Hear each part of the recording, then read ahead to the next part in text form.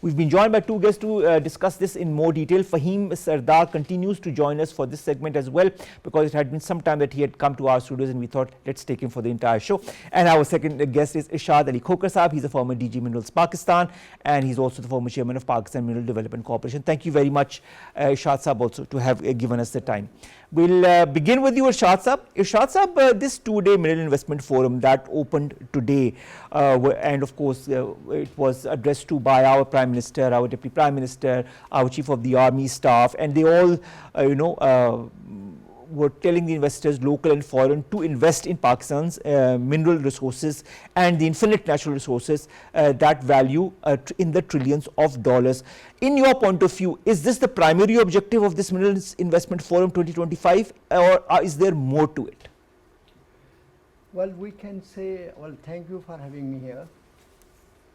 Briefly, this type of conference, they have a multiple objectives. One, like the countries where we are displaying, having this type of conference, we display, our mineral potential, what we have in a country. Like if it's happening in Pakistan, Pakistan is, displaying its mineral potential, what we have in Pakistan. The second and very important objective of this and benefit of this sort of conference is that we provide a platform at a national level for the interaction between the investors from all over the world, so they can interact with different people and with the officials of the government of Pakistan and different agencies and department here, and they can see our potentials, they can discuss our policies, our legal framework, and they can decide if Pakistan is a suitable destination for them. There are two main points, an investor is looking for, while he's looking for, deciding some investment in every, in any place of the world. One, the legal framework of this country and the mineral policy of that country. Well, if we have a competitive regime in terms of regulatory and fiscal regime in our policies and in our legal framework, then we can compete with the rest of the world, and we can provide a platform to the investor to decide if we are a competitive place for the investment or not. So these could be the main objective of this conference. That's a very interesting perspective that you've put forward. Faheem, I'd like to add to it by also highlighting some of the statements of Sardar Sahab, who is our Deputy Prime Minister. He talked about Pakistan's vast resources of rare earth elements. He talked about Pakistan's reserves like Recordec. He talked about how this investment forum provides a unique platform for stakeholders, partners and friendly countries. This is also something that has been highlighted by Irshad Sahab, to explore new prospects and build mutually beneficial partnerships. How can a forum like this position Pakistan as a key player in the global mining industry? I'm going to speak specifically from a business perspective. Highlighting what you have is the first step. And highlighting it in a very methodical, systematic, helpful way. And if I can draw on what Khokhar Sahab just said, that when we highlight our legal framework, the policy that we're trying to give to the investors, that is when we start to make your presence felt. Now, of course, if we take let's say a mineral in which we have an abundance of, and we know how to process it, that's where you really start to make inroads. But you need partnerships. There are junior, I think there's a term that's used in mineral development. There are junior partners, there are junior companies that do the smaller work, and then you've got the bigger companies that do the bigger work. So Pakistan has to graduate itself from a basic or introductory level or slightly advanced level to a much more advanced level. I think this is such a huge community that to make your space, you have to push, B, there is space to be had, space to be taken. So Pakistan has to, I think, be persistent in its push, and I think it was a pretty strong effort. I went there today. There was a lot of hustle and bustle. That is, I think, from a business perspective, that is one of the main things, that people are talking to each other, people are exchanging cards. That is what Irshad Sahab also pointed towards, that this is one of the main objectives for this, provides a platform for the different players to come around and meet each other. To meet each other. So that's what I saw, and of course this needs to be done more regularly. This needs to be done in a more specialized manner. When we might want to do a specific mineral, not minerals, but mineral conference. So I mean, going forward. But all I'm trying to say is, when we try to make space for ourselves, we have to be pushy. We have to make our presence felt, and all the good things that we have, showcase them, and all the good things that we can process and deliver, they need to be brought to the forefront. All right. When it comes, Irshad Sahab, when it comes to Pakistan's delivery mechanisms, when it comes to its mining sector, how can this forum's emphasis, that is on sustainable and responsible mining practices, benefit Pakistan's environment and its local communities? Well, we can briefly say that, the forum is, has a great composition of all the facets of mining industry, which include the technology people, which include the professionals, which includes the regulators, which includes like a variety of investors from all over the world.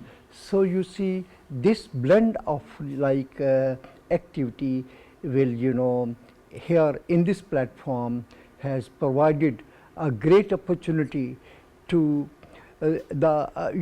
our target was an investor. You see, our target were the investors, so we have to do all these things what is actually needed to satisfy him and he feel comfortable. So I have seen this event, I've been to all over the world, and I have seen so many mining conferences, like in Canada, in India, in Dubai, in other part of the world, where we see thousands of delegates. So this was a second event in Pakistan after first we have last year, and I have seen much of improvements comparing with last year. This time we have more delegates, and people have more clarity about Pakistan mineral sector, its potential, its framework, its infrastructure, its economic conditions. So I met quite a few people from overseas here. All right.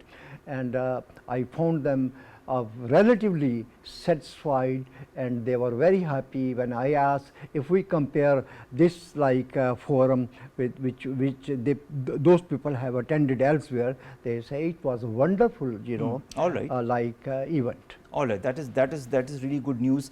Faheem, Minister for Petroleum Ali Parvez Malik had addressed a news conference with the MD of OGDCL. He had talked about at that time of a harmonized framework that will be unveiled at this forum to attract investment in the mining sector. And he says this has been prepared after due consultations, and that it enjoys the support of all the provincial governments, and this is to promote sustainable and responsible mining. How is this unveiling of the National Minerals Harmonization Framework 2025 going to enhance Pakistan's mining sector? I think it's going to be critical, because that will be the starting point of new activity, fresh activity, or the strengthening of previously engaged activity. Policy is the key. Policy has to be beneficial. It has to be beneficial for the investor as well as for Pakistan. But the policy has to continue. It has to be stable. We cannot make multiple changes, or I think even a micro change going forward 2 years down the road can cause a lot of issue, because in minerals you need patient capital. You need people to bring in capital in heavy amounts for long periods of time, and that's I was going through this research that the Angro Coal Sindh project took something like 8-9 years to sort of become profitable. So that's a pretty long time. And you know, that's just one mineral. So when we are unveiling a policy, I think it's a starting point, and it has to be meticulously thought out, and it has to be easy to understand for the investor, because they're going to be bringing in capital. Exactly. And it's not going to be for 6 months, it's going to be for Long a term. long time.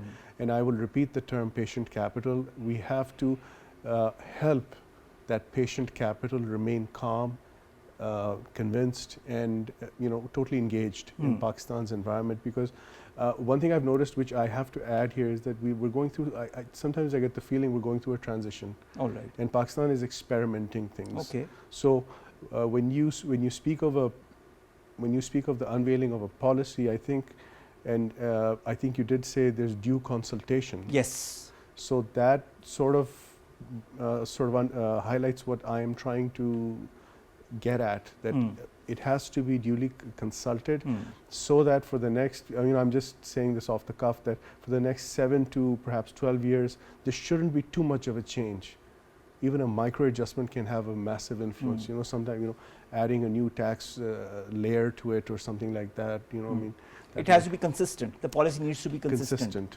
Now, consistency is a key word here. Irshad sir, around 300 international delegates from countries such as the US, China, Kingdom of Saudi Arabia, Turkey are all here. We have been conducting interviews with some of their ministers as well during the course of this whole day as well, and they have all been very positive. What, in your point of view, sir, what long-term geopolitical advantages could Pakistan gain by strengthening its mineral ties with important global players such as China, the US, Turkey, Kingdom of Saudi Arabia, in your point of view?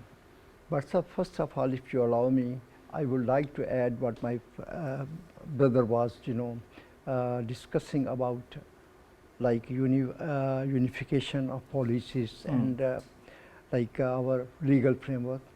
I remain involved in all these exercises. I was a lead author of 2013 mineral policy and all these concession rules.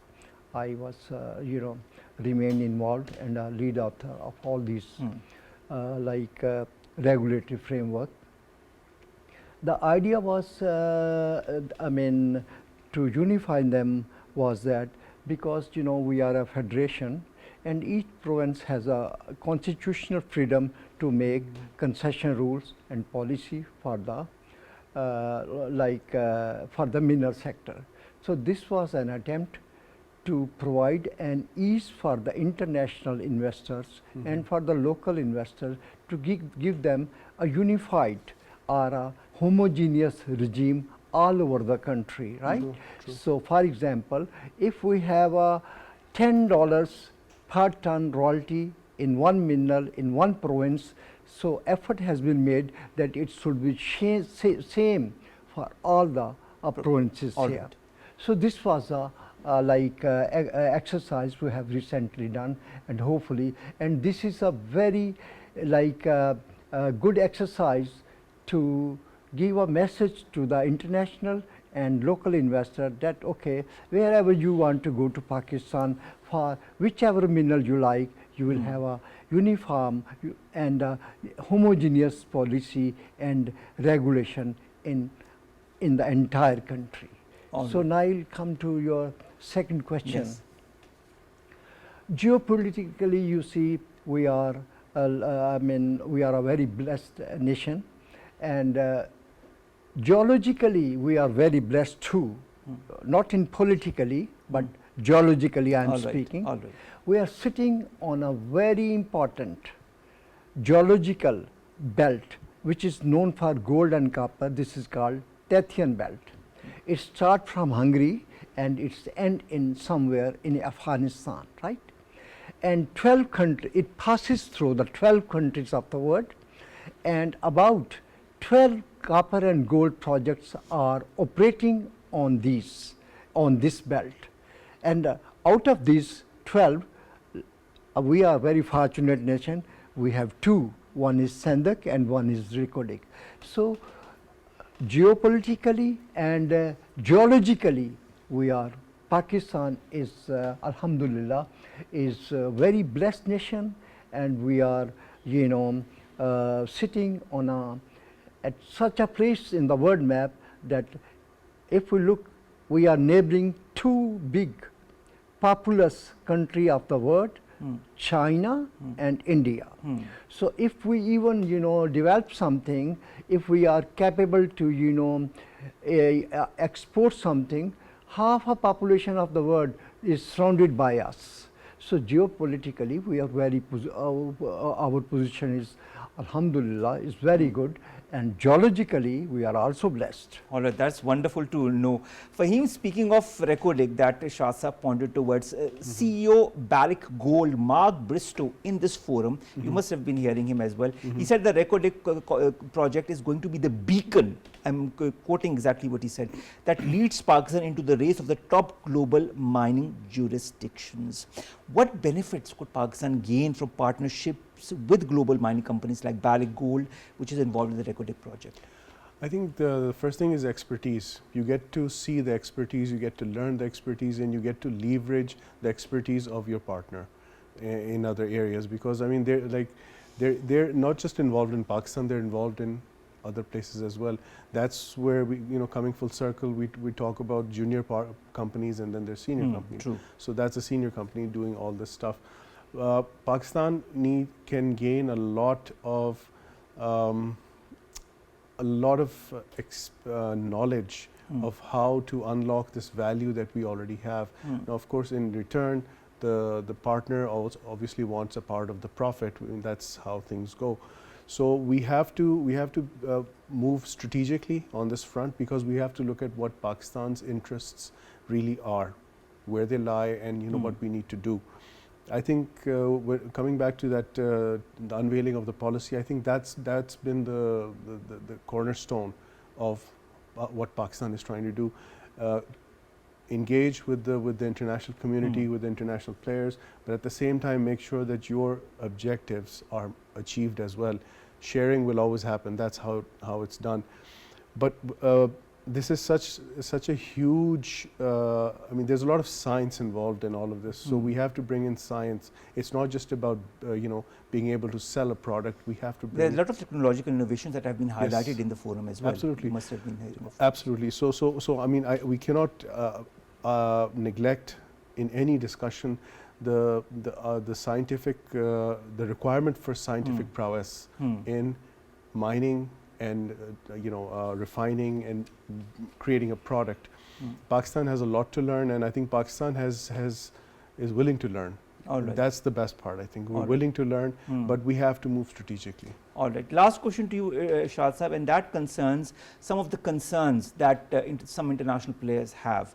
Now, the managing director OGTCL recently in media talked about challenges such as regulatory hurdles and security concerns that will be addressed effectively in order to attract investors.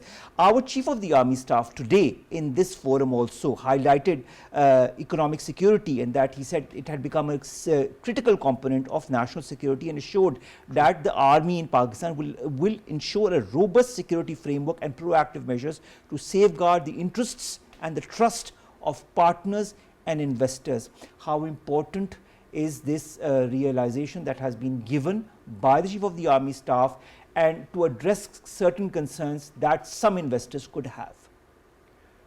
Well, it's a very good question. You know, it's a hard fact that people, when see Pakistan sitting outside, they see lot of like challenges which they feel that they may have if they will invest in Pakistan.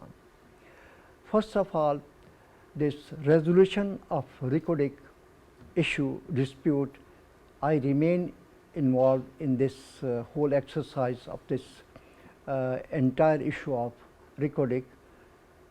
Thanks God, we have successfully resolved this issue, and now this issue is over, and this resolution has attracted lot of people, and after this successful resolution, they will, you know, come to Pakistan, and they will now feel happy to invest in Pakistan. This is the first thing may I mention. The second thing is like you have mentioned that I would say that currently there is no regulatory challenges, because that has been, most of them have been addressed Alright. in the unified policy formulation and in the legal framework. These issues are already stand resolved and addressed. However, the security concern is somehow is I mean recent events has raised the security concerns for the investors, and Alhamdulillah our security forces are addressing this issue also successfully.